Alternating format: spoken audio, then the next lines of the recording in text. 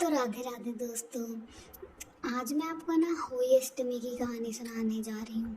होली अष्टमी की वैसे तो हमारे भारतवर्ष में बहुत सारी कहानियाँ मिल जाती हैं, पर मैं आपको उनमें से दो सबसे ज़्यादा सुनाई जाने वाली कहानियाँ सुना रही हूँ। तो कथा नंबर 1 है। प्राचीन काल में एक साहूकार रहा करता था जिसके 7 पुत्र थे और 7 पुत्र वधुएं। उसके साथ साथ उसकी एक बेटी भी थी जो कि दीपावली के अवसर पर ना अपने मायके आई थी। तो वो जब मायके आई थी तो दीपावली के लिए साज सज्जा के लिए ना उसे मिट्टी की लिपाई करनी थी। तो वो सब है ना एक जंगल में जाते हैं मिट्टी खोदने के लिए। तो मिट्टी खोदते वक्त है ना वहाँ पे एक स्याऊ रहती थी। वहाँ पर एक स्याहू यानी कि साही रहती थी अपने 7 बच्चों के साथ। तो जहाँ जहाँ साहूकार की बेटी खोदने लग जाती है ना वहाँ उस साही का घर होता है और वो जो उसकी खुरपी होती है वो साही पे लग जाती है और उसके सारे बच्चे मर जाते हैं। तो साही है ना बहुत क्रोध में आ जाती है और वो उसकी बेटी को है ना अपनी तो वो उसकी बेटी की कोख बांधना चाहती थी। तो इसलिए ना उसकी बेटी रोते हुए अपनी भाभी से कहती है कि उसकी जगह उसकी कोख बंधवा ले।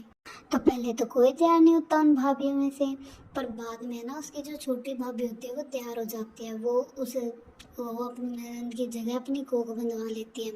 तो जब ये हो जाता है तो साही उसकी कोख बांध लेती है और फिर है ना उसके एक के बाद एक करके उस छोटी बहू के सारे पुत्र मर जाते हैं। ये सब देख के उनके घर का माहौल बहुत दुखी हो जाता है और दुखी होने के कारण ना वो सब है ना एक पंडित को बुलाते हैं।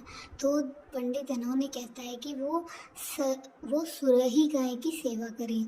जो सुरही गाय होती है ना उसकी छोटी बहू बहुत सेवा करती है तो सुरही बहुत प्रसन्न हो जाती है।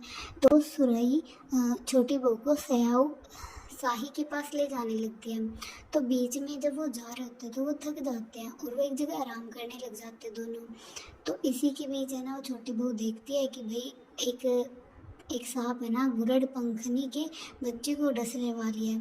तो उस सांप को मार देती है। तो गुरड़ पंखनी का ना वहाँ पे इतना सारा खून देख के उसे लगता है कि इसने मेरे बच्चे को मार दिया। तो उसे चोंच मारने लग जाती है। तो पर वो छोटी बहू से बता देती है कि मैंने तो आपके बच्चे को बचाया है। तो फिर वो उसके धन्यवाद कहती है और वो खुश होकर ना उसे स्याहू के पास ले जाने लगती है।